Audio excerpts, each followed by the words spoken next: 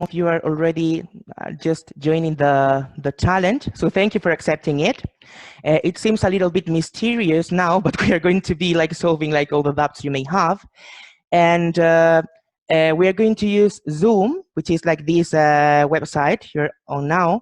Your microphones are silent, but you will have the chance to use the chat if you want to interact, to add something, to ask any question, or to, I don't know, to make any comment.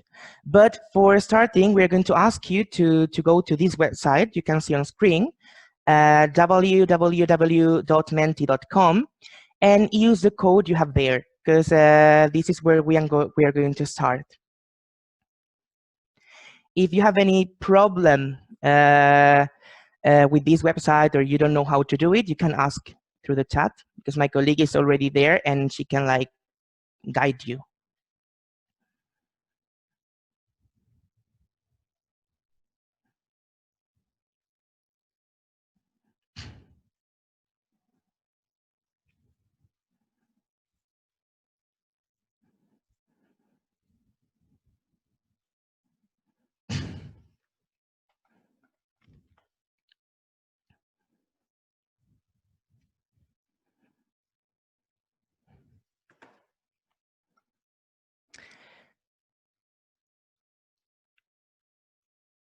Okay, so we are going to start. I don't know if anyone has already gotten to menti.com, and if you have introduced it already the code. So I'm going to change what we are showing. And well, first of all, thank you so much for joining the challenge. We told you this was about migration or somehow, but we were actually telling you a lie. The truth is that today you're here because it's my birthday. So welcome to my birthday. I'm really happy, you know, because all of this confinement, I've been so lonely. So I'm really happy that I have like at least like 16 friends during my birthday party. And for you to get prepared for it, I'm going to give you like some information about me. I am today the protagonist of all of this. You're here because like it's my birthday. I see some people are joining my birthday party now, thinking they are going to attend a webinar on migration. And my colleague is going to leave you through the chat, like the website and the code you have to use to get to this point, to get to my birthday party. So as I told you, thank you for coming to my party. My name is Fran. I'm 29 years old. I'm almost 30 actually. And I'm from Spain. And I'm really happy to welcome you to my birthday party, but there's no birthday party without presents or gifts. So I need you now to get involved, and on your mobile phones, you're going to see a question I need you to answer, which is like, what will you give me as a present or as a gift for my birthday party? So you came here and you need to offer me something as a present or as a gift. So you can see this question on your screens, I guess. If there's any problem, anyone can tell it to me or to my colleague. And I'm waiting to see what would you offer to me as a present for my birthday party. I see more people are coming. Yes, sorry, Fran. I'm gonna need you to share the code again because I missed it. I'm gonna do it. So okay. The rest of you can continue thinking about a present for me, because I've got only one. I feel so sad. And I'm going to share with you the code again. So for the ones who came later, you need to go to www.menti.com and use the code 189725. Is that okay, Betsy? Yes, thank you. I think you can share it like through the chat so that anyone who came a little bit late can join. So as for the new ones arrived, I was asking you because today is my birthday and I'm so selfish that all the webinar is about me and my birthday. So I'm reading the kind of things you would probably offer me as a gift. And well, I see like many of you want to give me a book, which is something I don't really like. I don't like reading. I'm sorry, and I don't have time for reading now because I'm really busy with all the like working remotely and everything else. So I only need to take walks, and I don't like to to read a lot. Someone would buy me a piano, but like my fingers are so fat. I'm not really good at playing instruments, so I'm sorry. I don't want this. Thank you anyway, but I don't want your presence. A ticket to the museum, oof, a bottle of wine. I don't drink, but thank you anyway. A massage. I don't like contact with people in general, so thank you anyway, but I don't want this. Some of you offered me a trip to Senegal, but I'm really afraid of flying, so taking planes and so on. So food, I don't. I'm on a diet, so thank you anyway, but I cannot accept your food. I'm reading many ideas, but I don't know if I'm really happy with them. I'm sorry. Uh, as I don't know you, probably anything common or something we can share together. Okay, so you want to make my present your present too. Okay. A hack is something good too, but I told you before I don't like physical contact so much. A tie, it's not my cup of tea neither. And a gift card for Amazon, which is something nice, but really something this unpersonalized. Are you going to give me as a present? A vinyl of Juan Luis Guerra. Who is that guy? I don't know him. I'm sorry. Well, thank you for all your proposals, but the truth is that after having seen all of them, I don't want any of your presents. I don't want any of your gifts. I'm sorry. And I don't need any or of the gifts you're offering me. Thank you anyway. You can say that on your screens. And right now, you have my birthday party. Some people are like questioning, like make it question, what's that? That was my birthday party.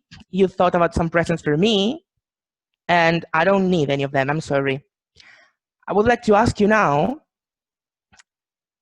I'm going to make you some questions now, and you have to answer them. I would like to ask you if was it difficult for you to choose a gift for me?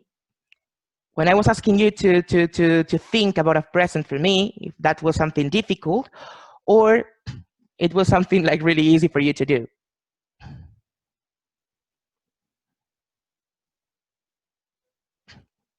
Now, okay. For some people, it was kind of difficult. For some people, it wasn't. I mean, like some of my friends are connected, so that's why I'm not surprised. But in general, we can say that thinking about a present for me right now in this context was something really challenging. That's why you are like facing a challenge. And some of you were offering me like a gift card, which is something like not really bad, but we can see you didn't think a lot to give it to me. I told you that I don't want any of your presents. So, and I was like making critiques to all the presents you were offering me. I would like to know, what did you think about this reaction? About the fact that I was like, like telling you, thank you anyway, but I don't need any of these presents. I don't want them actually. And I had something against each proposal, actually. So I think like people are like voting, that's getting interesting. So, well, we have like a kind of interesting debate. Some of you, one of you thought I'm really rude. I didn't mean to, I'm sorry. Some of you thought it's normal. And many of you thought I am ungrateful because like I was like refusing on saying thank you, but I don't want your presents, or the presents you're offering to me are not really adequate or appropriate for me. And some of you said that you understand me. So thank you anyway. We are going to use this later. So as I was proposing this today to you, I would like to ask you now. I told you I don't need any of these things you're offering to me. So how can you know what I need? And that's an open question. How could you have known what I need? How could you have like chosen the right present or gift for me? So we have like some answers. Some people are saying like, well, we have to ask you. We could ask you, asking straight away. I can ask you, asking and getting to know you. Yeah, I'm really forward to getting to know you too. Yeah, some people said, well, as I don't have like any information about you, I can only guess what you would like. I would need a good chat with you, with wine preferably. Okay, that's more than accepted. Today I will need it actually. Asking you, guessing. Well, you said today like you had to ask or you had to guess if you don't have the opportunity to ask. I think like getting to know each other. I can read it too. So I think like in this question we are all on the same page. That was an easy one. So thank you for joining the challenge. Thank you for joining my birthday party. Probably now you are wondering, well, I thought this webinar was about migration, and now we're kind of reflecting on the ideal present for someone I don't know, or for my friend who got really mad and I didn't know about this. And now it's when we are going to go straight to the point and tell you why we were doing that. I think you can see my screen, right? Well, of course, the webinar is about migration. You're in the right place, so you don't have to run away. That's a good thing to do. And when we talk about migration, there are some ideas coming first to our minds. When we think about the word migration, we could have like, when we want to know something about migration, there is what we call a migration starter pack, which is like the group of things coming first to our minds when we think about migration.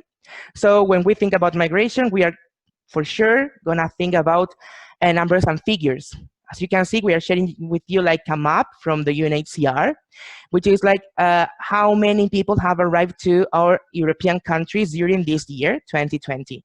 So we are going to think about those people, about from where they come, their nationalities, if they are children, if they are women, if they are men, so all their stories, which is something really common too.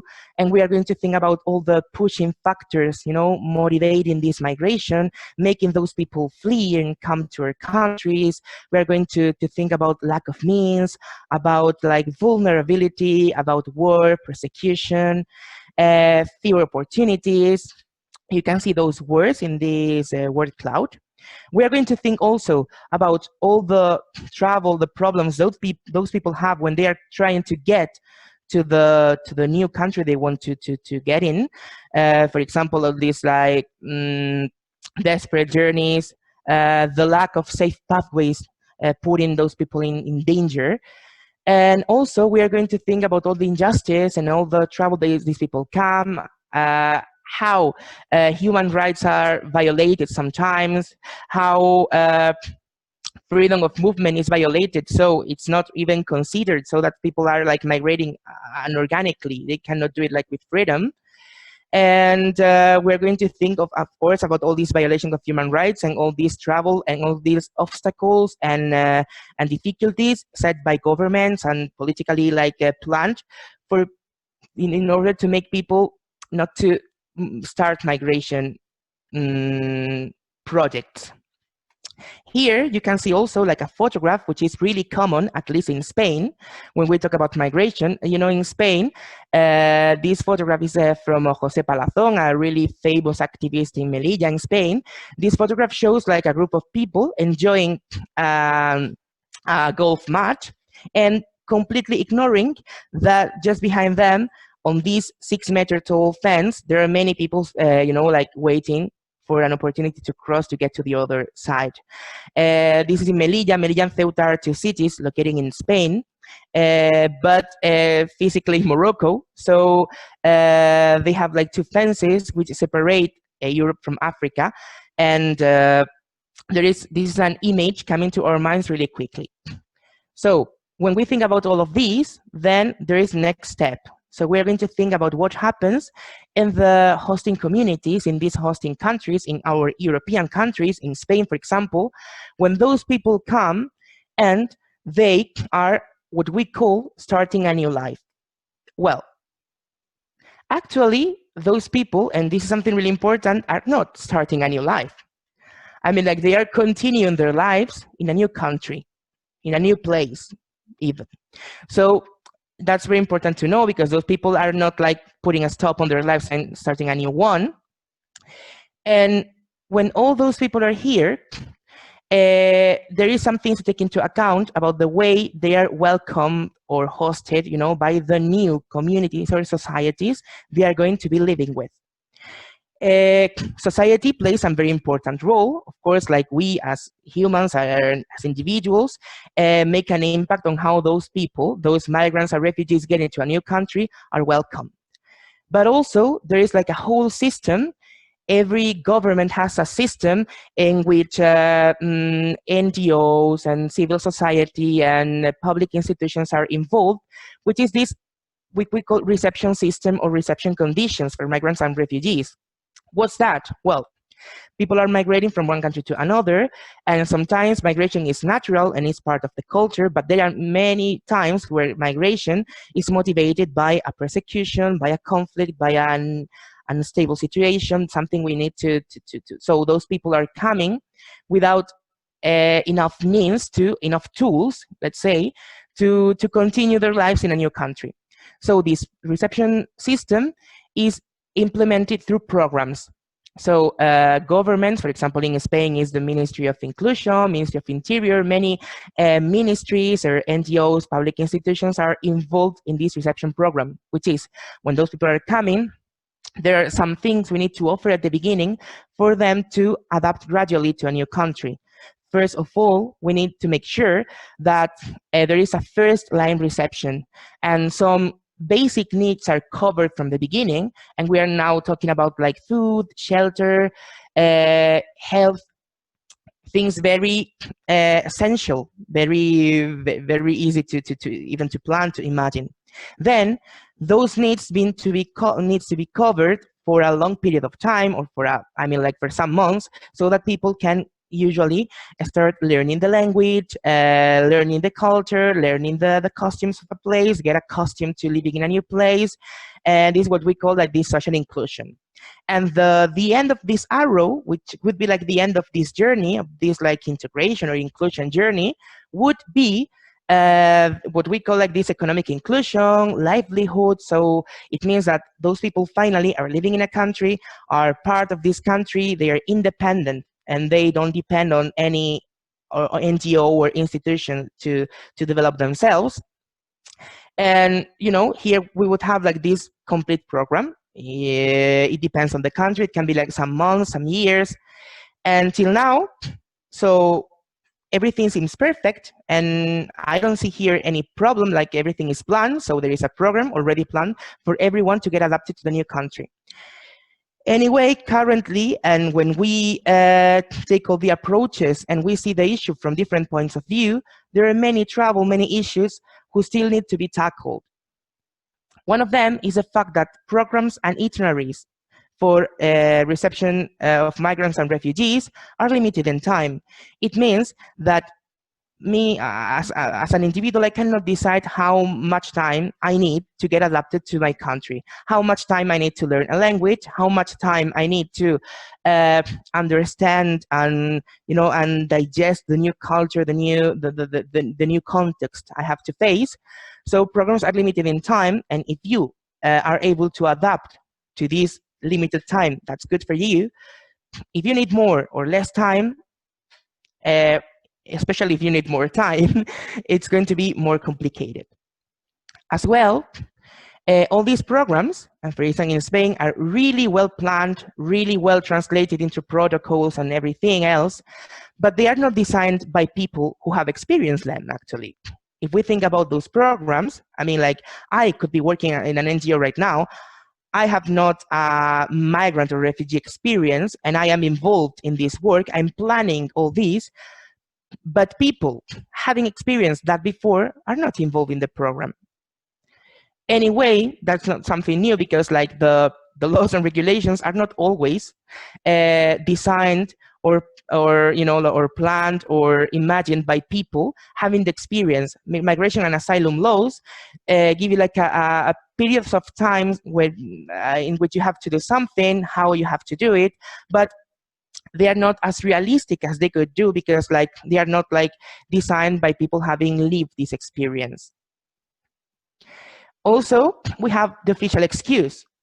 We have all this system, which you can see in the arrow, but if we are talking with the important stakeholders, they are going to tell us that, well, we have all of this, but you know, this late crisis in the world, war, persecution, that's creating a lot of migration, so we don't have the capacity to host all those people.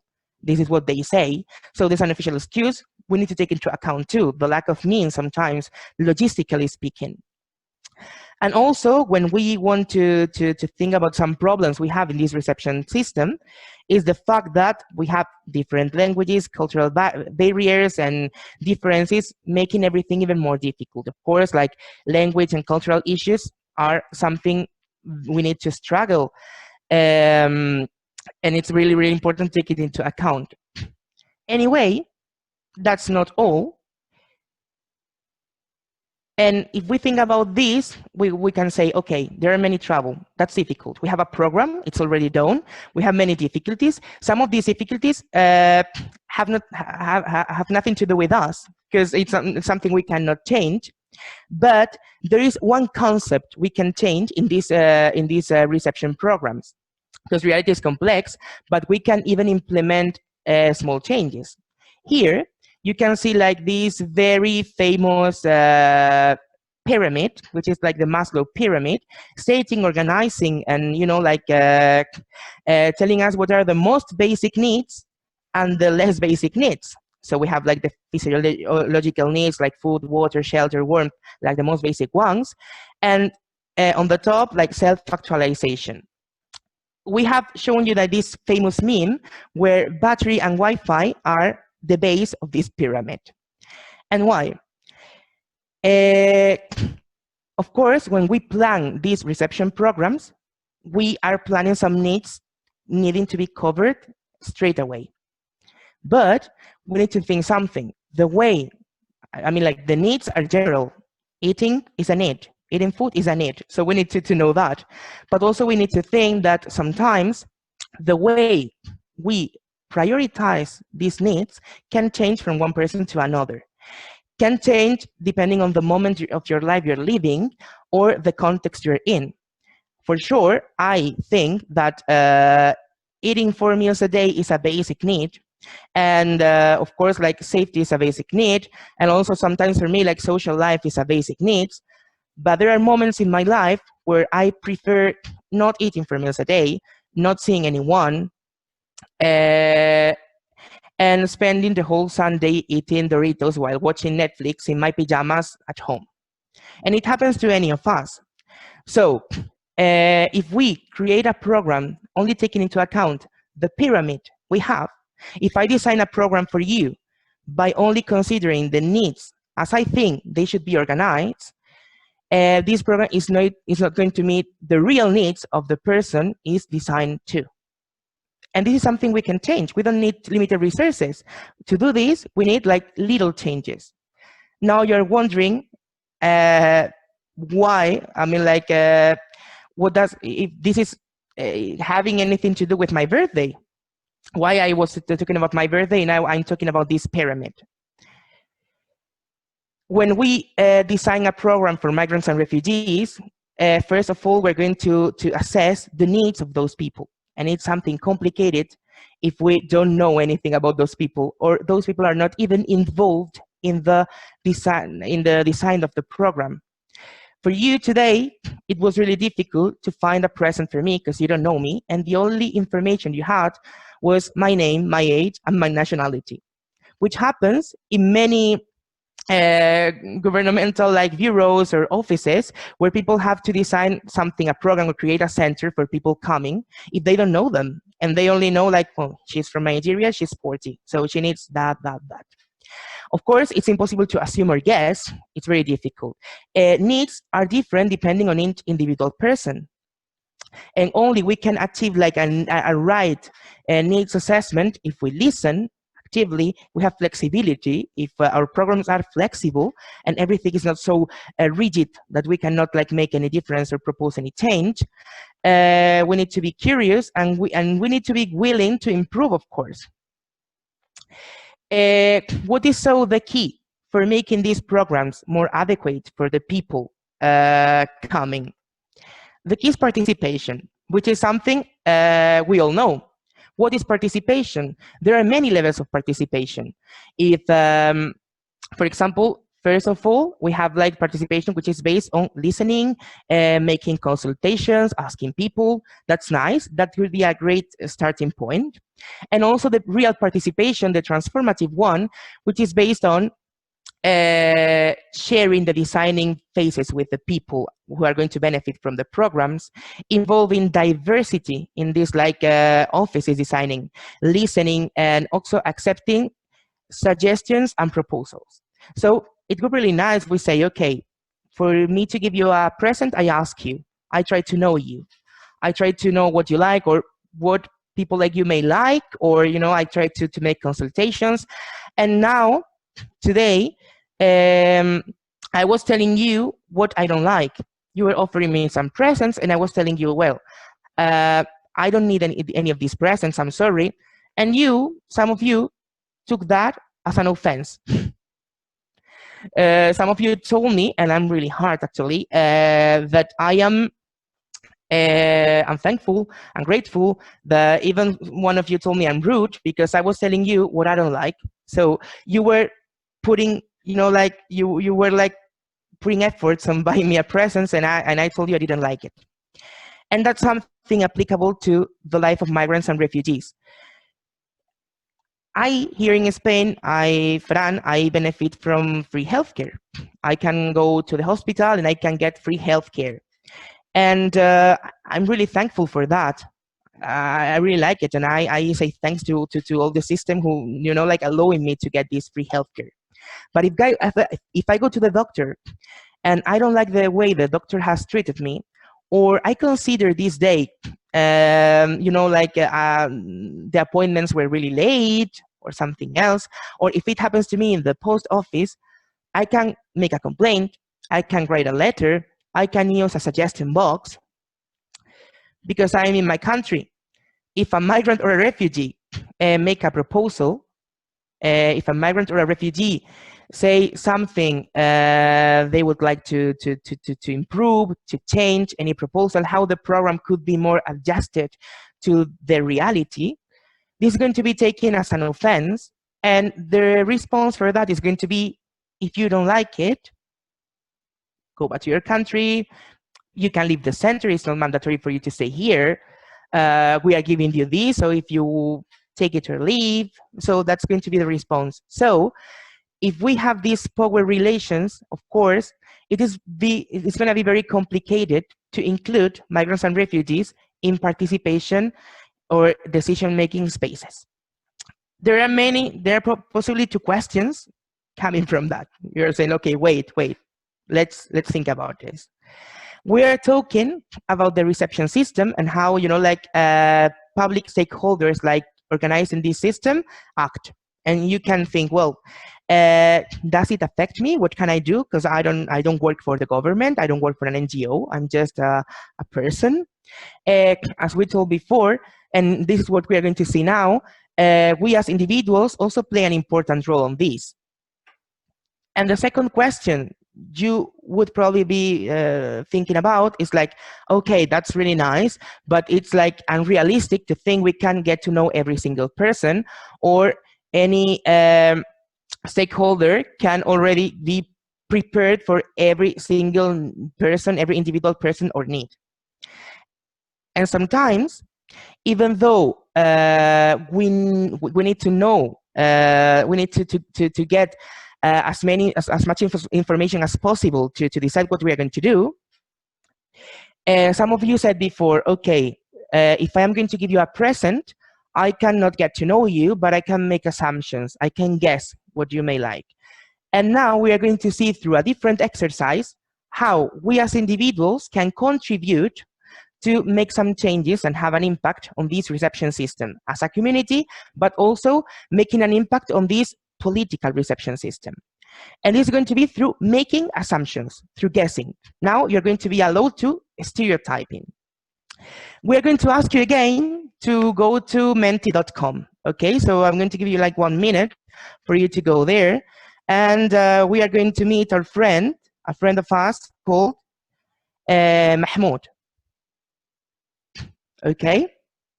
I would like to ask you while you get connected, if for now is any one of us, I mean, some of you have any question or something. Is there anything you want to ask or share? I don't know if someone wrote something on the chat or not. I cannot see it, so Betsy, I don't know if like there. For now, everyone is absolutely astounded and silent. Okay. But, yeah. So any comment or any opinion you might have, you can share, and we will discuss it at the end.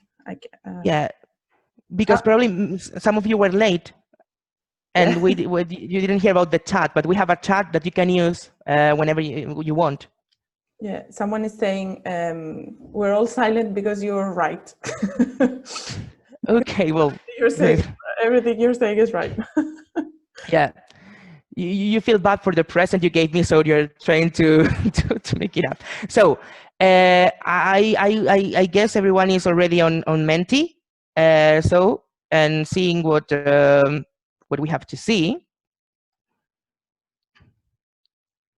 No, it's not that girl. Okay, is that one?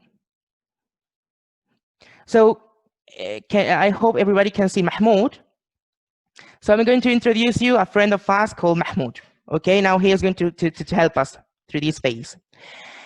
Sorry, Fran, it's in Spanish. Yeah, so, but if you want, you can read it. I don't know.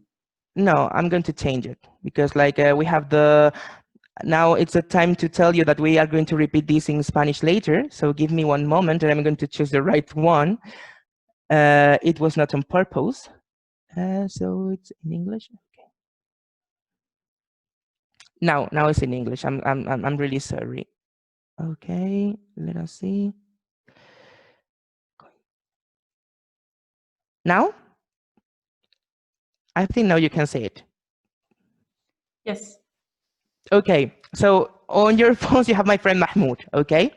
It's a friend of our organization, and now we are going to make assumptions about him, okay? We're going to try to guess some facts about him. The facts or the assumptions coming first to your minds. I'm going to give you like 3 pieces of information. My friend Mahmoud is a refugee in Spain. He's 31 years old. And he's from Yemen. From Yemen, okay? And now it's time to play and to make some assumptions, and that's really funny.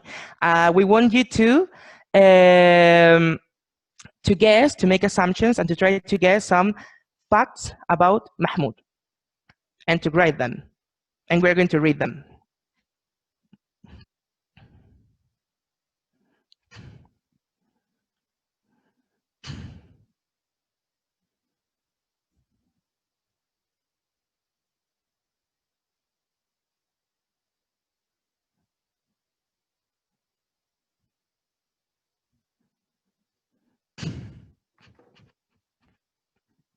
Okay, so we are waiting for you to make some assumptions and to try to guess some facts about his life.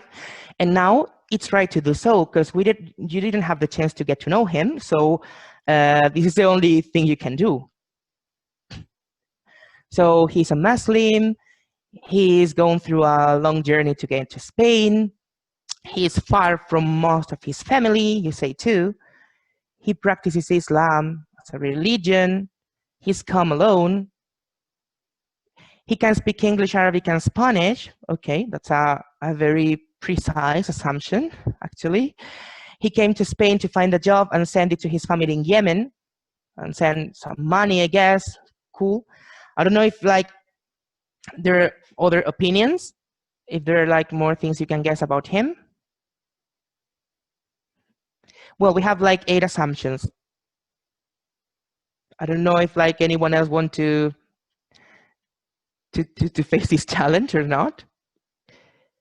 So he's a Muslim, war refugee, coming along, long journey to get to Spain, suffered on everything, which is like probably true. Now we are going to show you why we did this.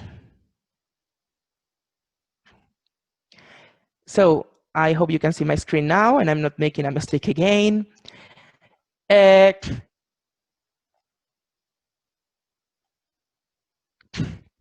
If you follow people on YouTube, or you are a fan of any YouTube channel, many of you probably have seen like this challenge called 50 facts about me, which means you have a YouTube channel, so someone tags you and you have to record yourself to record a video saying the 50 facts about you coming first straightly to your mind. Okay, so Mahmoud is a real friend of us. His name is not Mahmoud. He has a different name, but he's a real person. He's a refugee from Spain. He's 31 years old, and he's from Yemen. Okay, and he was so kind to help us doing that, and we asked him to do these 50 facts about me tag. So he wrote to us the 50 things about him coming first to his mind, straight. And here you have it, 50 facts about Mahmoud. And as you can see, when we were thinking about Mahmoud and taking, taking into account he's a refugee, he's from Yemen, and the first things coming to our minds when we were thinking about Mahmoud were related to the fact that he's a refugee and he's from Yemen.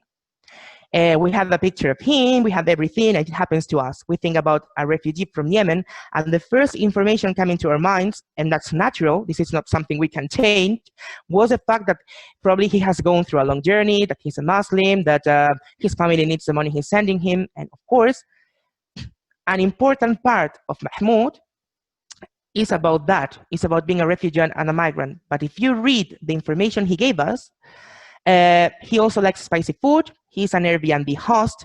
He works for NGOs. He likes wearing sunglasses. He likes cooking. He likes thinking games. He runs his own business. He's a YouTuber. Actually, he's a real YouTuber, this person.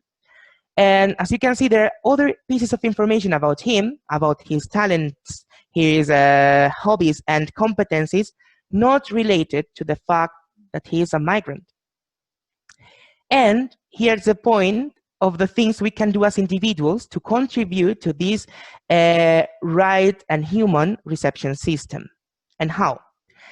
Because when we think about Mahmoud, it is unavoidable to think about him by only considering his migrant label, his refugee label. And even if the intention is good, sometimes we tend to forget that behind Mahmoud, behind this refugee, there is a person, and the contributions he can make to our society are further than this migration label. And so sometimes we do this with a good intention, but it can create several comments or attitude that can be like sometimes harmful, and this is something we cannot control, but can be harmful for societies and can be an obstacle for people to participate, to get integrated, and for join decision-making spaces, as we were talking before. If we reduce a person to his or her migrant label, if we only take the migrant label about a person, many things can happen. Probably first, we are going to try to positive reinforce what we think is good about a person. Because like we need to, like he's a refugee, a migrant, we need to tell him good things only. Because he needs to feel okay with us. So we say like, I want to be African too, because my African friends really know how to party. So we are going to positively reinforce this unnecessarily. And also we are going to stereotype, because like we are going to need to take this migrant label, but in a positive way. Is it harmful? Probably not. But it can get more complicated. We can tell to a person like Mahmoud, for example, or like Amina or anyone else, you've lived through so much and now you're worried about that. Why? Because the first thing about a person we think about is like, this person is a migrant, he has gone through a long journey, he's a hero, she is a hero, um, and this poor person is going to feel really bad. This person has jumped a fence. Is this person is going to feel bad because their partner wants to break up? Because he has an issue with his family, so we're going to tell this person, don't cry, because you have gone through so much, and now you don't worry about this. Uh, Also, when we think about a person only as a migrant, we are going also to think like all the problems these people is going to face because of the fact he's a migrant. And we're going to tell this person, look, now we have facing this coronavirus crisis, or you want to go to any place, be careful in the street, because like the police is going to see you as you're a migrant. If they want to stop someone, they are going to stop you first and not anyone else. So we are going to say this so to a person, if you're going to the airport, of course, if we are going together to the airport and I'm European, let's say, I don't know, Caucasian, I don't know, and you're a migrant, of course, if they want to stop someone, they're going to do it with you. And it happens, but each time we pronounce it, we are doing like normalization it. We are like justifying this even. We are like promoting this invisible racism, this structural xenophobia, and all these things you can see on this list. My favorite one, which is like, my cousin works with refugees. She's such a wonderful person. When we think about migration, we think about all the travel, all the difficulties those people are facing. And when we interact with migrant people, sometimes we feel like we are doing something really good. We are being really helpful because like we are talking to a migrant, to a refugee. So we are a generous person. We are fabulous. And my cousin works in an NGO, so she has a very big heart. And that's condescending. And we are also promoting paternalism. And the last one, which is what we say before, is like, when we think about a migrant having fewer opportunities before and having a new opportunity now in what we call a new life, we're going to tell these people, look, you need to be grateful for this, and you need to give back to the country which is hosting you, which is welcoming you with, with open arms and so on. So these things are not bad, because we do these things naturally because we want to, what we call, help, assist, and be welcoming. But if we took these attitudes, the participation we're talking about before is going to be fake, because we are going to see people only as migrants. So the rest of competencies, talents, and suggestion or opinions they could add to our society and to everything else is not going to be considered, because like we are only going to make people participate because they are migrants, and poor migrants, they need to participate and they need to be hugged by us.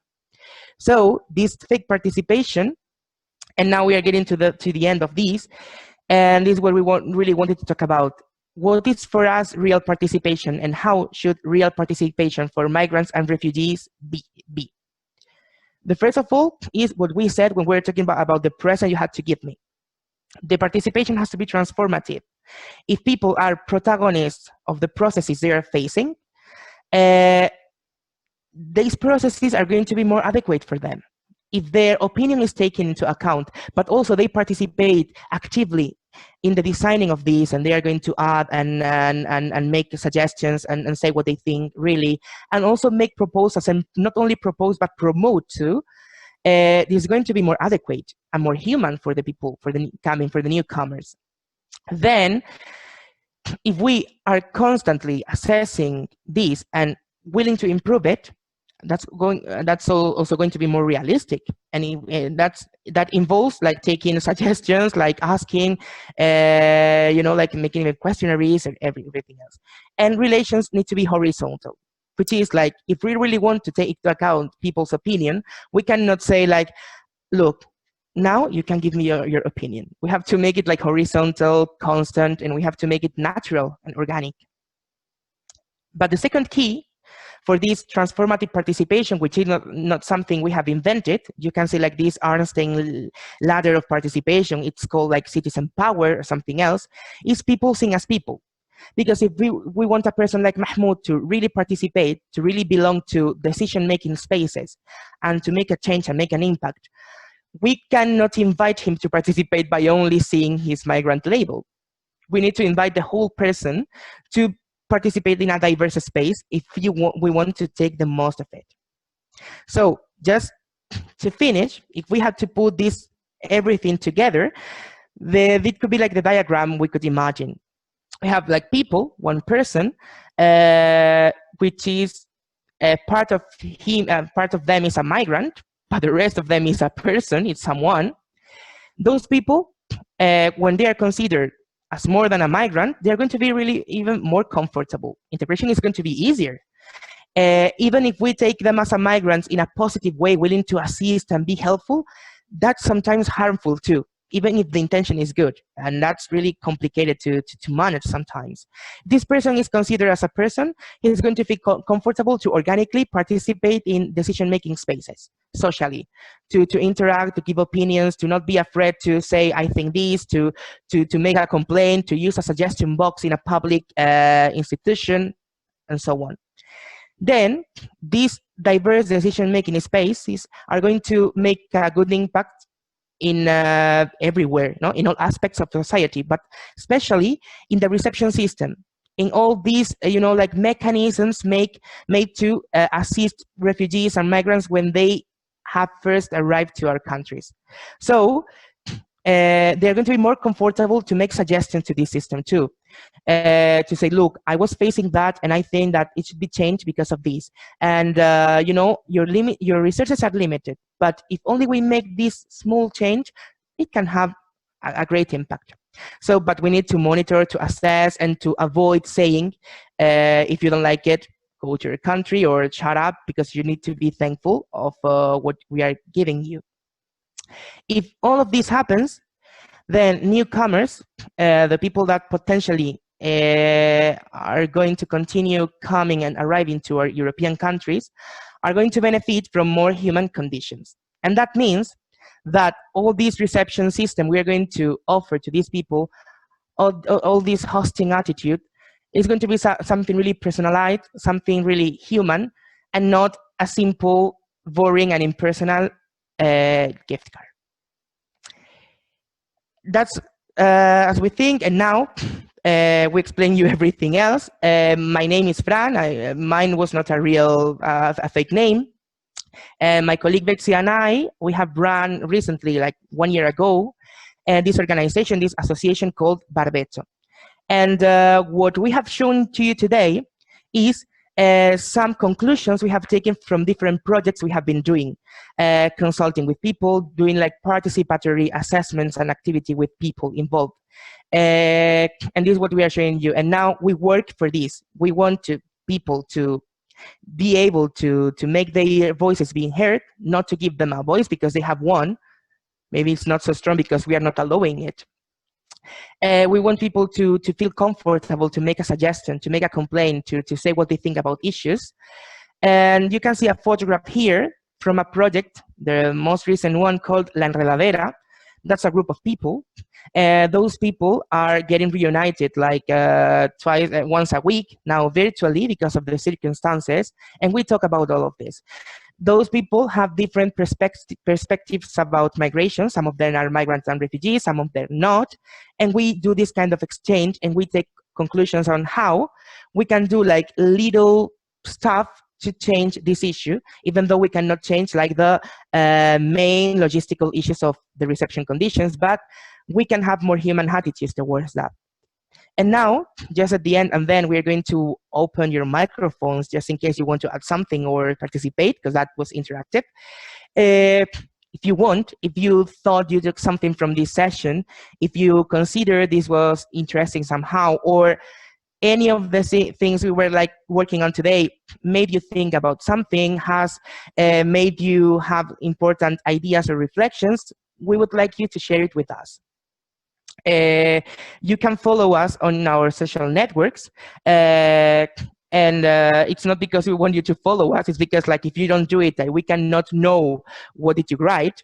We are available, and as I forgot to tell you, on Instagram, Twitter, and Facebook.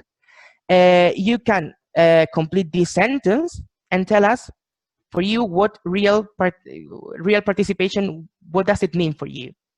So you can write real participation means and complete the sentence. You can follow us on Instagram, Facebook, and use the hashtag gift card challenge, which was like the main name of this session.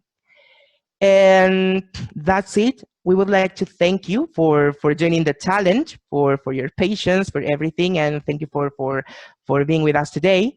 And I'm going to stop sharing the screen. And well, I don't know. I would like to know if I don't know if the chat there were questions on the chat. Anyone asked something, or anyone would like to add something, to use the microphone and say something. Betsy? Yeah, so there are a couple of questions, but anyone who wants to open their mic can do so now and just share a comment or whatever. But while you do that, I'm going to read the questions for Fran that were already here. So the first one is, the NGOs in the current Spanish reception system have little room for flexibility? By Diego. I don't know. So this means, do the NGOs have room for flexibility, I think this means? Well, as far as I know, yeah, I think I understand the question, because now I can read it, because I stopped sharing the screen. Okay. Yeah, that's a very subjective question, and I will say no. And I'm going to tell you why. It's not because there are not good intentions. Sometimes some NGOs have like make consultation processes. They have like, probably like migrants and refugees get reunited and they talk about what they would like to do. Or for example, I run an NGO. I have like 10 people living at my reception center.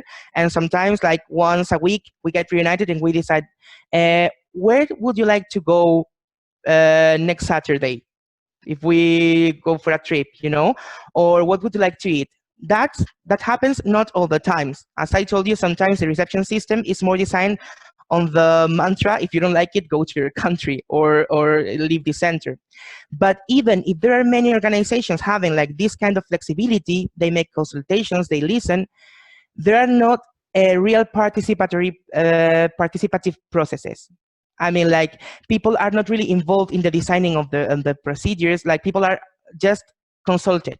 I ask you, what do you think about it? Sometimes you can give your opinion. We can question if the opinion is listened or not. And that's really subjective. But the reality is that we don't have like participative mechanisms to constantly include, like the things that people have to add to the designing of this project. So for me, I would say like the flexibility is quite limited, and it's fake participation, not real one. Okay, so two questions from Ruth. One is, can you share Mahmoud's YouTube channel? Okay.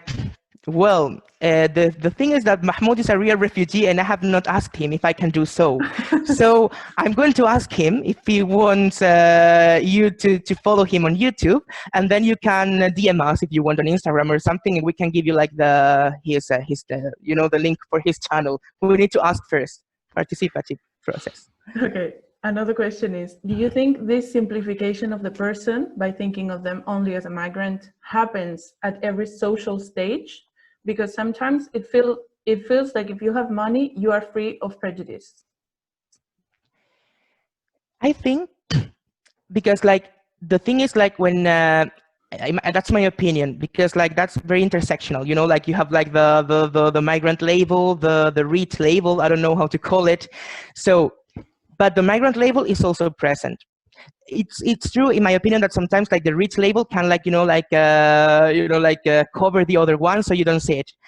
But sometimes I think like if you, for example, don't know that these people is rich, let's imagine that Mahmoud is rich, he has a lot of money. With the little information I gave you today, the first label coming to our minds were the migrant one, not the rich one. So we are always going to, prioritize the fact that he's a migrant if we don't have more elements. Because of course, if we have known first that Mahmoud was a YouTuber, of course, many of you would have been interested in that first. But like first, like the first ideas we could take about him were related to the fact that he was a migrant. Maybe if the 3 pieces of information about him we could have given you were like he's rich, he has a lot of money, and he has he run his very successful business or something like that, maybe you could have changed your opinion. But by only knowing he's from Yemen and he's a refugee, the first label coming to our minds were the migrant one. Okay, another question by Miguel. Are there any other formal initiatives and or institutional willingness in changing the reception system to promote participation? Compromising question, but I mean, like, that's complicated. I would say no. And I'm going to tell you why. The sentence, if you don't like it, leave it. If you don't like it, go to your country, is a very common one. And yeah, there are mechanisms to make a complaint. Some reception centers have like suggestion boxes, and many of you know that because I'm seeing like familiar faces. But if you use it, you're that's offensive because you're like questioning all the help you're being given. And also, when you come to, for example, when you come to your new country, they're going to your new country, your new life. They're going to explain you how to go to the supermarket. They're going to accompany you to, to go to the bank, to open a bank account, how to register, on the like, register yourself in a new city. But they're not going to explain you how you can make a complaint, how to report something you don't like it, how to report if you were bad treated in a place. You're not going to get this. They're not going to show you like how to make a complaint, where to contact. For example, in Spain, if there is anything you don't like about the reception center you're in, you can contact the Ministry of Inclusion. But I'm almost sure that that no one knows it. No one knows he can do it. No one knows they can do it. So I would say no.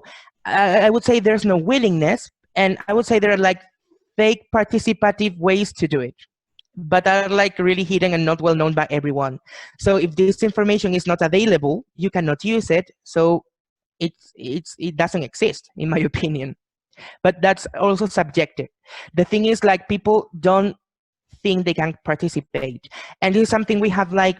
It's not my opinion, like through the processes we've been through, these collective processes, these participative assessments we have done, many people told us they didn't know they could participate. They didn't know where to go to make a complaint. They even didn't know if they could like write a letter, and that was really complicated too. So, and from their experiences and our opinion, we could say no. Okay. And Diego comments, when I arrived in Spain at 17, I thought that what I needed was partying and playing card games. How do we assess what people need in just the right vulnerable / unclear situations?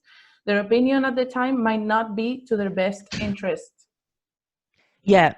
It happens, for example, as you say, with minors, and it's something really common. I mean, the best interest of a person includes many assessments. I think that's really subjective too, and it's really difficult to get to the best interest. But if you arrive to and I run a reception center and I welcome you, and you need to play card games and you need to party because you're 17, and even though you've gone through so much. You need to party and play card games. But if I don't ask you and I tell you, no, Diego, the only thing you need to do is learning Spanish really quickly, actually, because you only have 6 months to do it. You need to go to school. Even now, you think now it's not the moment, but you need to go. And of course, maybe it's what you need or what should be better for you. But I think we could like find like a common place. We can find like an alternative. I could tell you, okay, so you need this, but objectively, from my point of view and following like the values I have here or my program has, I think you need to go to school and learn Spanish quickly.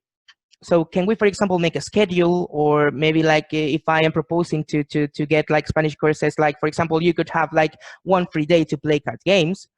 Also, I could like tell you, okay, let's study Spanish, but also we are going to play to find a group of people playing like board games, so you can join them and play with them, you know. But if I directly, it's going to be really difficult to find an alternative suiting both of us. But if I immediately tell you, no, you can do this, or I don't give value to what you're saying because it comes from your, you know, from your value system. It can happen with religion sometimes. Like I can, for example, like refuse one of your proposals because you're in Spain and your religion is not so important here. If I invalidate automatically immediately what you say, we're not going to have like this common making decision space to find something suiting my program and your needs. That's what I told you. I mean, like, it's very difficult chance to give this opinion. We are not, we will never know if there was an alternative.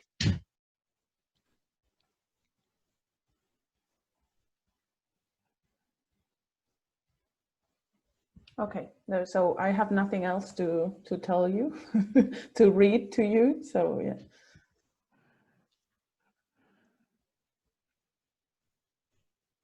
So as there are no other questions, so we would like to thank you all for joining the webinar.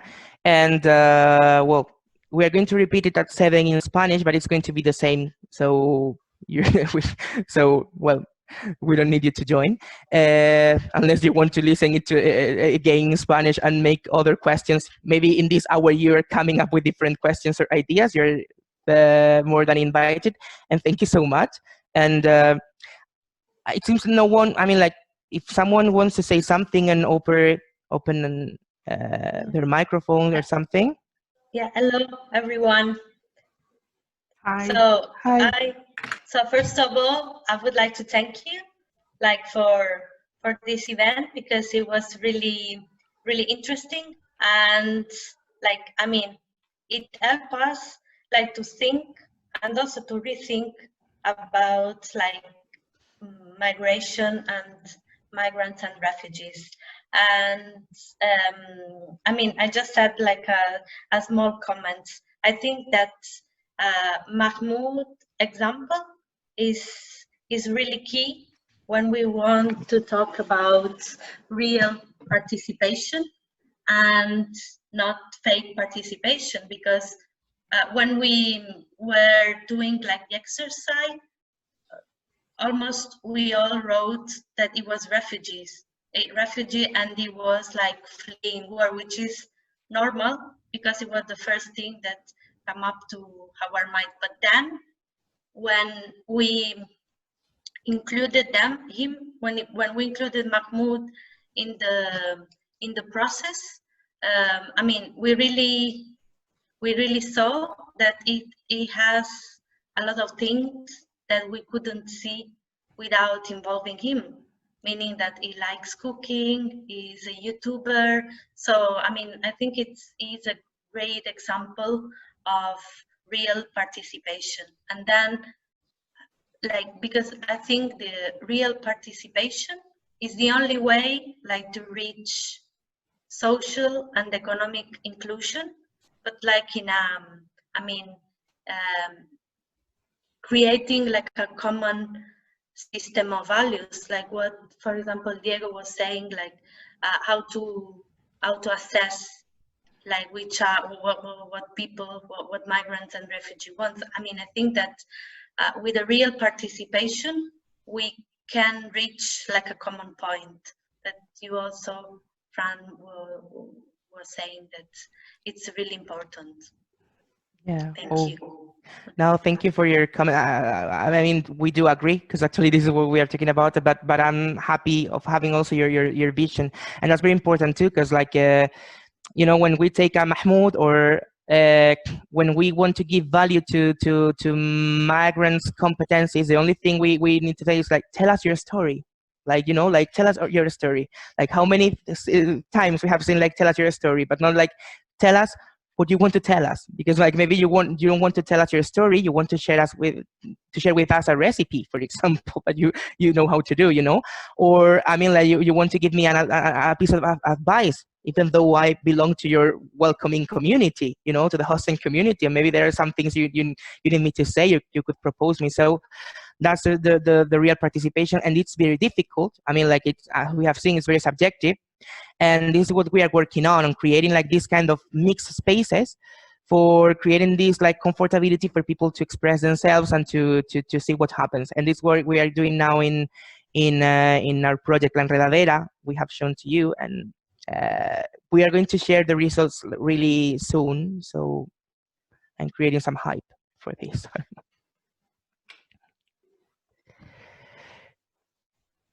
Well, so thank you everyone, and thank you for all your comments and questions and for your interaction. And we are so happy to having had this interactive webinar. And thank you, Maria Martin, also for your comment. Thank you so much. Oh, thank you all. And I think like that's all. If we don't have like anything else to ask, thank you so much, and keep in touch. Remember to do the challenge. Yeah, to give hashtag gift card challenge. Real participation means, and whatever you want to say to us. You can do it also in Spanish if it's your mother tongue. I mean, like, okay. So I think that's it. Thank you so much. Bye, everyone. Thank you.